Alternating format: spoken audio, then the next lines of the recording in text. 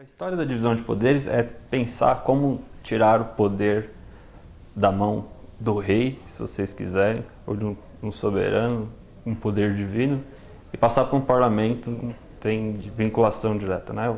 Ou o representante do povo, se vocês quiserem, que seria o legislativo. A divisão de poderes surge para evitar que o rei usurpe as pessoas. Então, a divisão de poderes inicialmente era para controlar esse ímpeto do rei. Mas só que mais do que isso, ela é também para controlar o ânimo da maioria. Para usar os termos mais clássicos, é para controlar o ímpeto dos pobres. Porque quando você fala que tem divisão de poderes, e isso principalmente nos Estados Unidos é muito claro, existia um risco de, quando os pobres ascenderem o poder, porque é representativo o governo, nesse ímpeto da maioria, porque eles têm menos propriedade, eles vão querer tirar a propriedade de quem tem mais. Então é um pouco de balança do executivo com o legislativo, ter uma divisão entre eles, que não seja uma pessoa só, e para conter o ânimo das pessoas que queiram passar por cima. No Brasil a gente copiou bastante esse modelo americano de separação de poderes, só que a gente, assim como os Estados Unidos, criou essa coisa que chama de separar o legislativo em Senado e Câmara.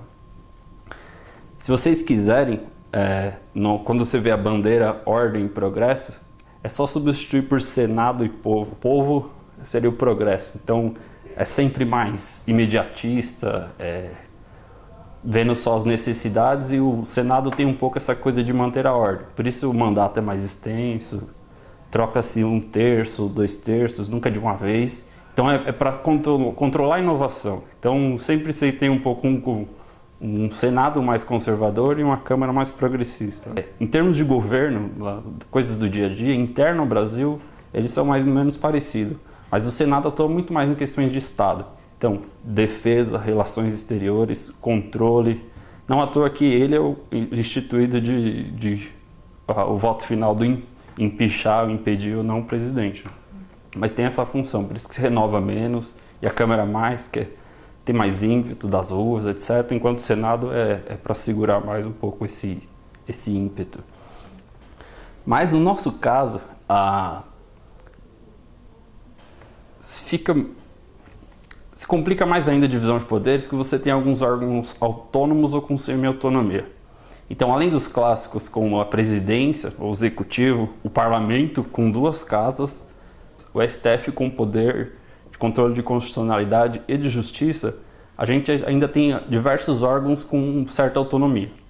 Então, dentro do executivo, a gente tem a CGU, que até há pouco tempo tinha bastante autonomia para executar o controle dentro do próprio executivo, né? O que então, é a CGU? A CGU é a Controladoria Geral da União, então ela tem a função de olhar internamente o repasse de verbas do próprio executivo e não olhar a conta dos outros órgãos, do STF ou do Senado, da Câmara. Então todo repasse que é dado entre os ministérios, por gasto dos próprios ministérios ou de repasse aos estados e municípios, a CGU tem uma função de fiscalizar. Então seria o controle interno. Dentro do Legislativo, a gente tem o Tribunal de Contas da União. A CGU, enquanto ela tem controle interno, o TCU ele faz o controle externo. Então ele vai verificar as contas dos outros poderes. Então, o TCU fiscaliza as contas de STF, Ministério Público, próprio Legislativo e o Executivo. Tá? Então, você tem um braço do Congresso como órgão de controle externo e um braço do Executivo como controle interno. Mas, além disso, ainda tem a Polícia Federal, que tem certa autonomia e pode ser exigida pelo STF também. Mas, além do STF, também a gente tem um tribunal que analisa as questões relativas às eleições. Isso não é tão comum no resto do mundo, mas a gente tem um órgão autônomo para relacionado ao STF, mas para tomar conta do processo eleitoral seja o mais idôneo possível e que a competição entre os concorrentes seja o menos desvirtuada possível. Então, o nosso quadro de divisão de poderes ele é muito fragmentado. Isso não quer dizer que seja ruim, porque tal fragmentação permite também o controle mútuo, né, de diversas partes brigando entre si, mas tem algum certo arbítrio que acaba entrando, de certa maneira, em equilíbrio.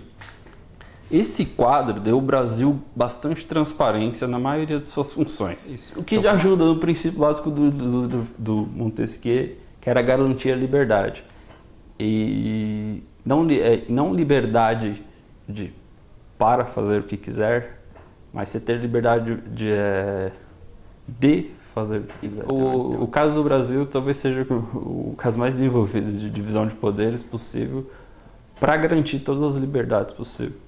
Então, você tem o cidadão... É claro que ainda tem um problema grave de acesso à justiça no que se diz respeito nem todos têm o mesmo acesso a recursos para poder pedir a revisão em cada uma das instâncias, mas você tem esse direito garantido e ele é bastante estendido para todos. Claro, sim. O Brasil, por mais que seja uma democracia recente, se desenvolveu muito rápido.